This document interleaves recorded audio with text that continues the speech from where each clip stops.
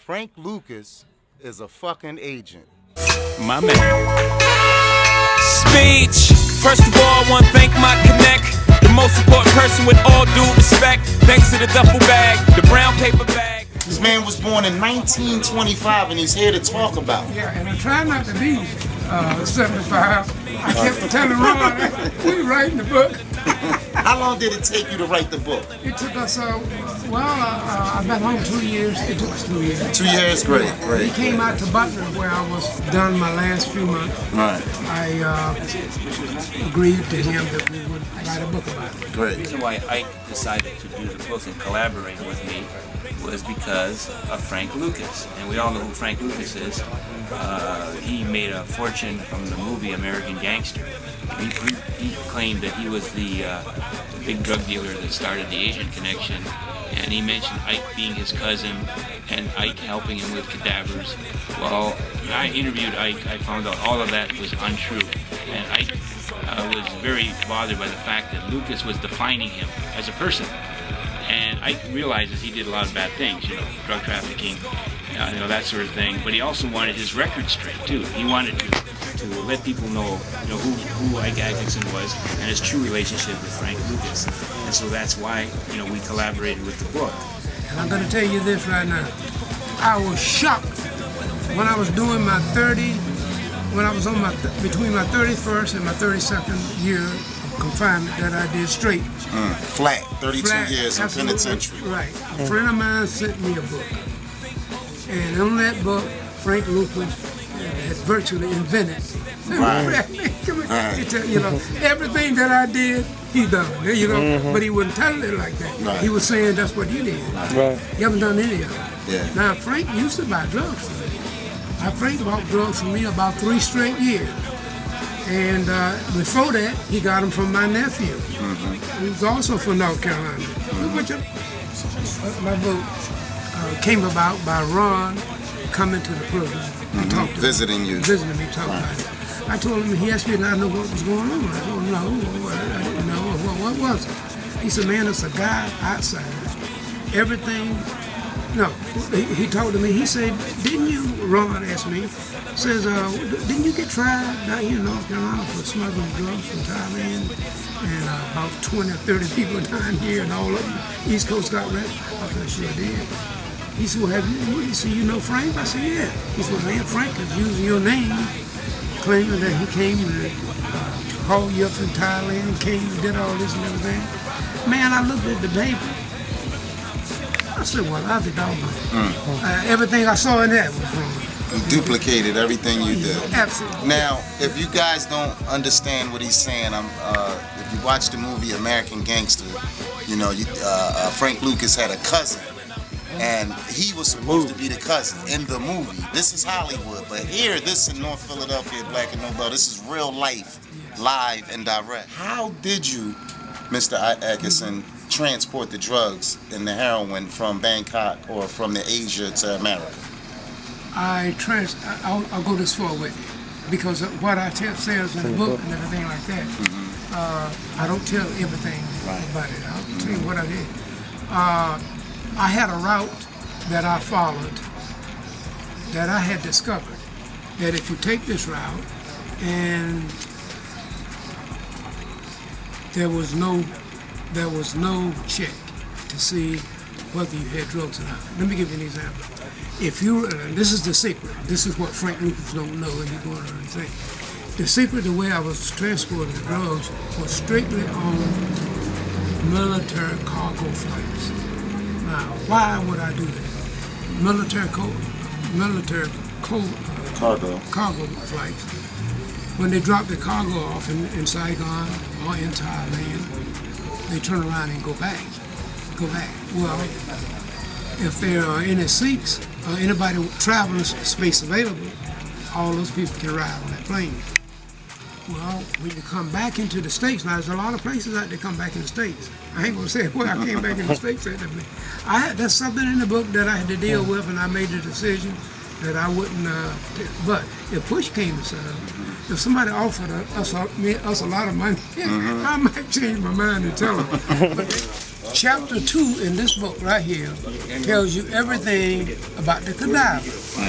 That was the biggest lie Frank Lucas ever told.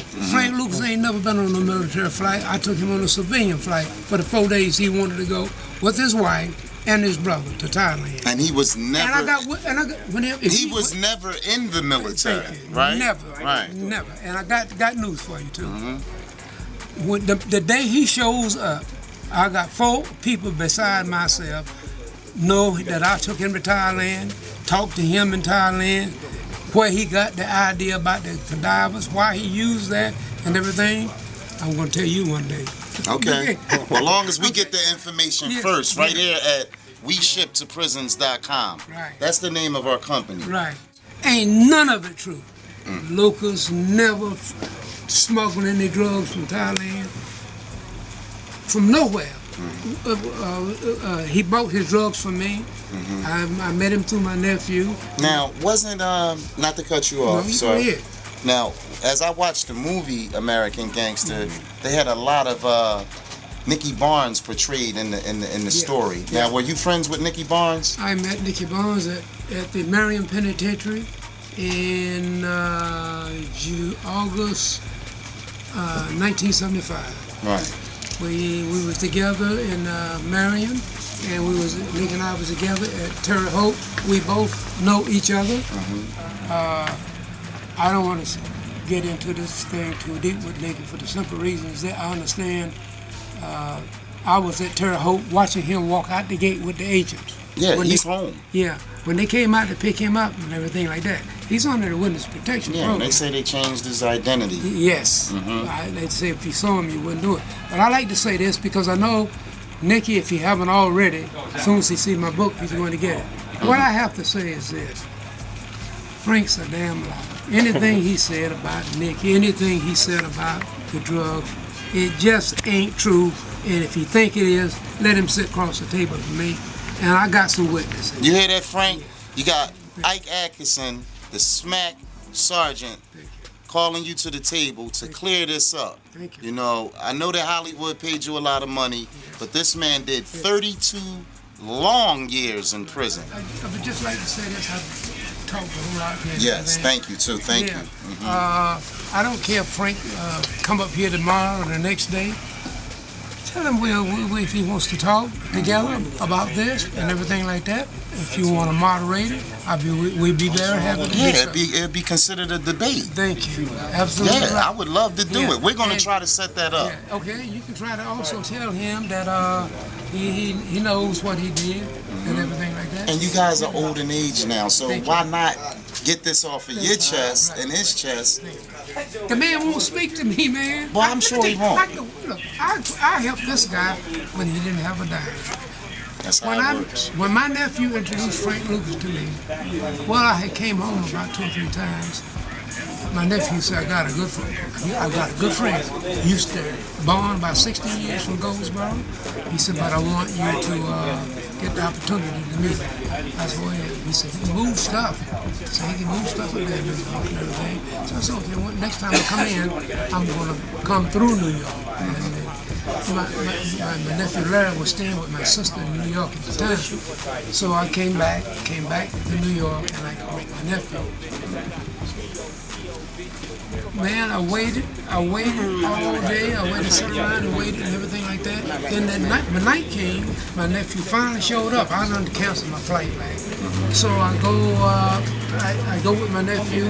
He takes me over in Harlem, and we go up a lot of stairs and go to 2 or 3 places, and then we go in a place.